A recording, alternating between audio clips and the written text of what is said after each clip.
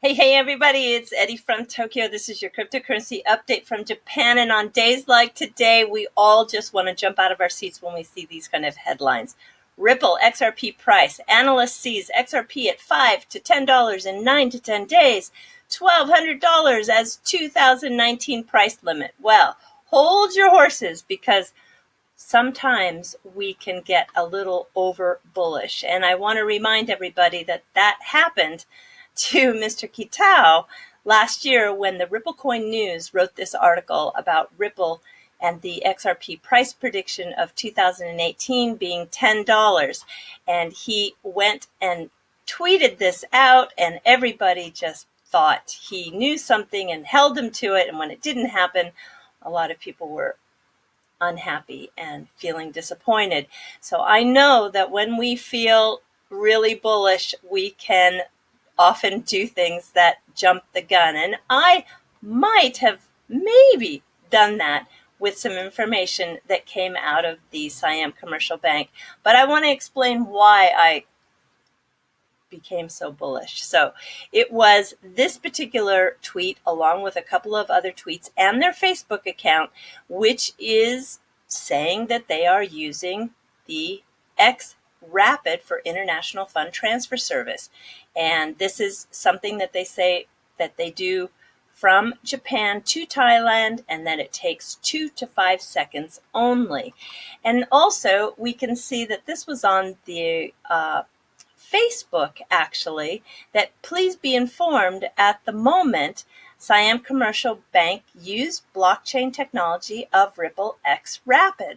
Okay, and then we have Peru XRP, and he has been corresponding with them, and they say again that we use xRapid system co-work with blockchain technology from Japan to Thai only. For others, please follow our official announcement soon. So I'm feeling like, wow, well, at least between Thailand and Japan, they're using xRapid. And that all really started when the SBI Remit from Tokyo, with Yoshitaka Kitao's division under the SBI Holdings Company, they did the test with Siam Commercial Bank, and it was the first time a bank used multi-hop. Multi-hop uses the cheapest way to complete that transaction, including using xRapid. And also at the conference that Brad Garlinghouse was at, he's on a panel with the IMF Ross Lacau, and just about 20 seconds here was so revealing. Let me see if I can set it up without too much trouble here. It's only about, it's less than 20 seconds long, and you'll hear that he confirms about Siam Commercial Bank and using digital assets. So here, have a listen to this. And their approach is Siam Commercial Bank in Thailand. And the work they've done is really setting them up to be a next generation hub in solving, as some in the correspondent banking community retract from some parts of the Southeast Asian market, Siam Commercial is actually solving that and using blockchain and even using digital assets to help solve that problem. And even using digital assets to help solve that problem. So I always remembered this, along with the SBI Remit test and being the first bank to use multi-hop. And then we also, just about a month after Mr. Garlinghouse made that statement on the panel, we have a quote from Dan Morgan. He's Ripple's head of regulatory relations for Europe, and he said that, so you are absolutely right, it is Asia. I wouldn't want to pin down exact markets. In Thailand, for instance, with that regulation, I think Siam Commercial Bank is really active now in terms of settlements, digital assets activity.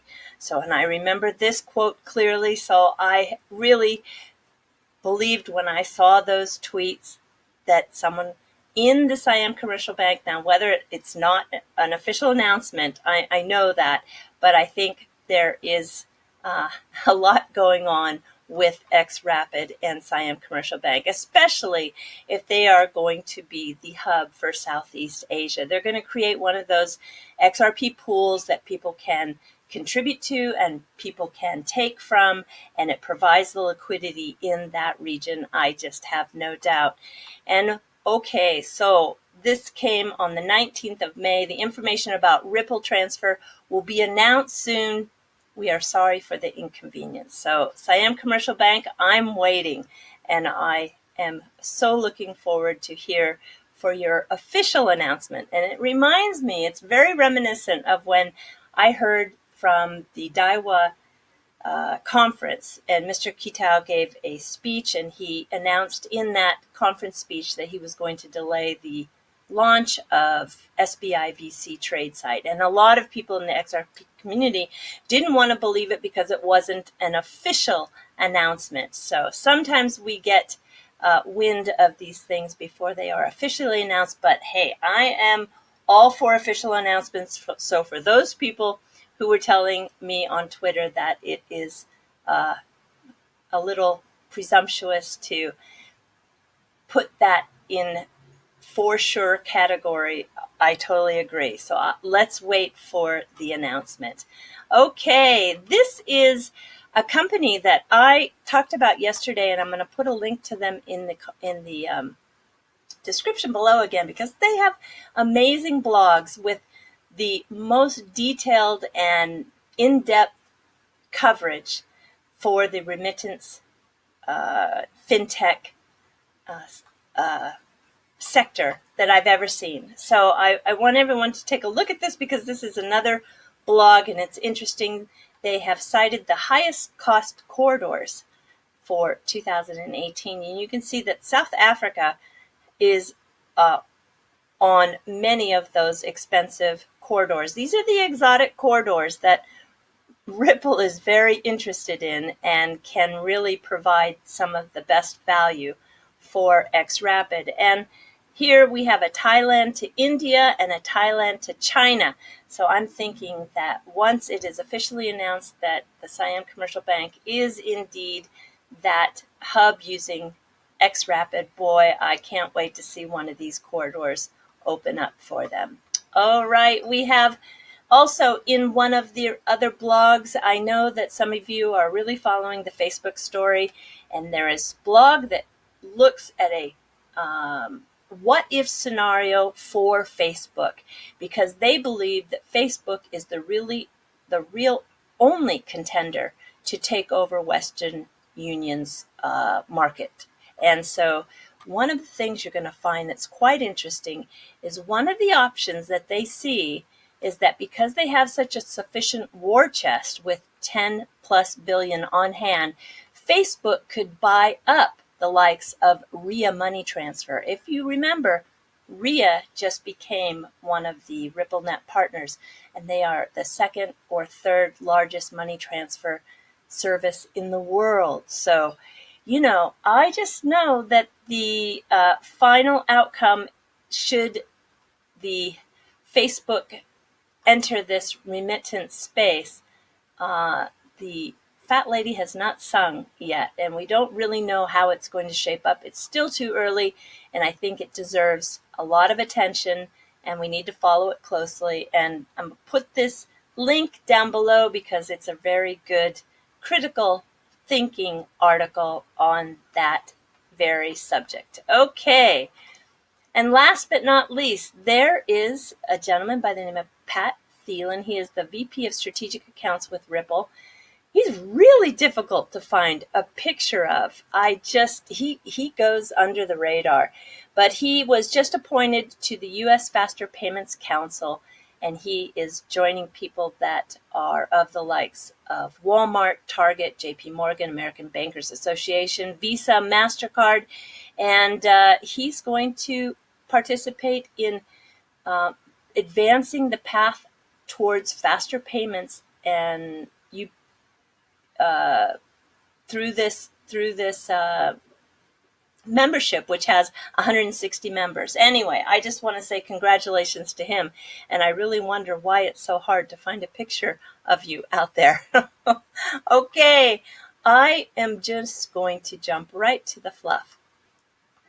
So today, was the last day that President Trump was here, but there's a lot of pictures floating in the media in Japan. And this is one where he landed on the golf course with his helicopter yesterday when he played golf with Abe-san before the sumo tournament. I just thought it was a pretty funny picture. But the funniest picture of all is this selfie that was taken by Prime Minister Shinzo Abe, and